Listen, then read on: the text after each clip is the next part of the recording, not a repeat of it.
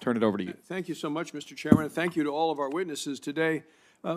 Ms. Ellingson, as you know, drought's a serious issue in my home state of Wyoming, and all, of course, as you mentioned, all across the West. Been particularly hard hit have been our ranchers, our farmers. They're the backbone of our rural communities in Wyoming and the rural economy.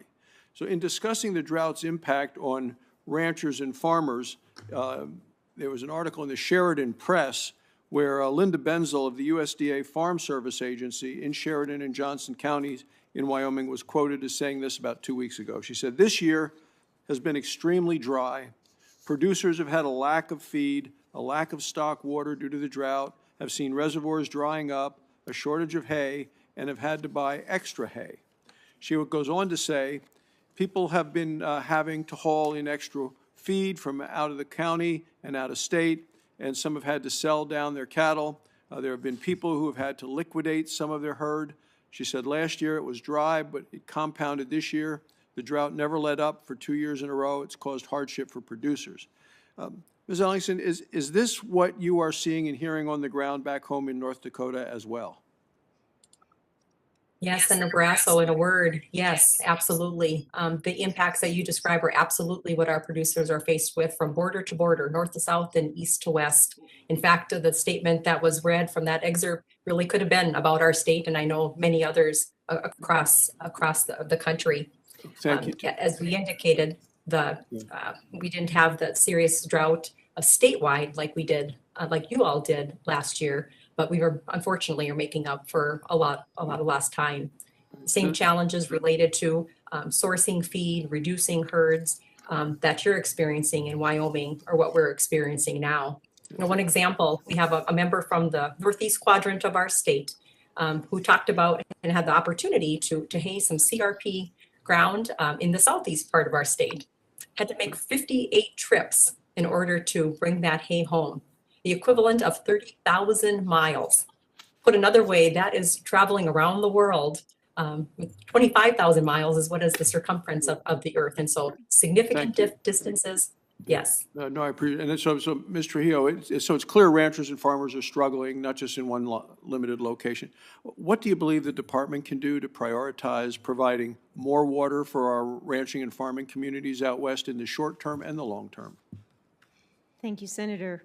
We are working very closely with our partner federal agencies such as USDA on exactly these issues. We have within the reclamation program lots of opportunities to expand water supplies, and are working collaboratively with farmers in all of the western states. With respect to the Department of Agriculture programs, we understand they have additional capabilities available, and they will be working to supply those and use them, again, innovatively to be able to meet constituents' needs. So the Family Farm Alliance, Mr. Trujillo, has submitted written testimony for the record, and I ask unanimous consent that it be part of the record.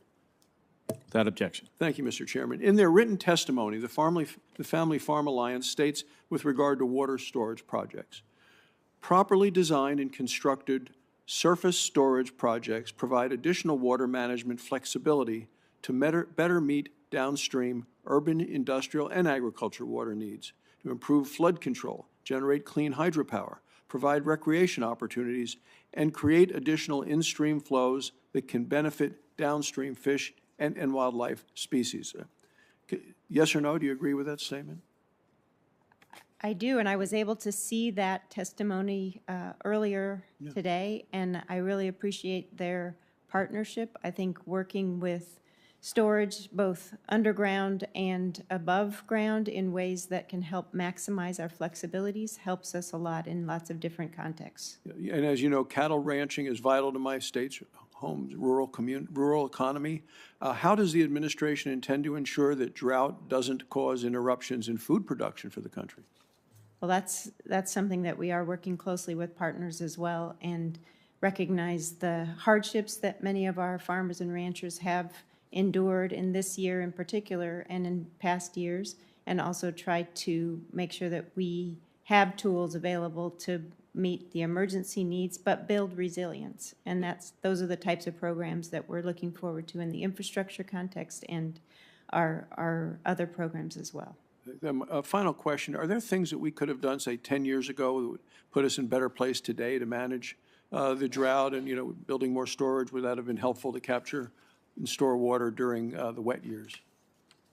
It probably depends on a place-by-place basis to answer the question. In some places, we have available storage that we've been able to utilize. In some places, we see continued challenges in our infrastructure that we know we need to continue to improve upon. The aging infrastructure issue is an important priority for us. That building additional capabilities is something we want to work on. Thank you, Mr. Chairman.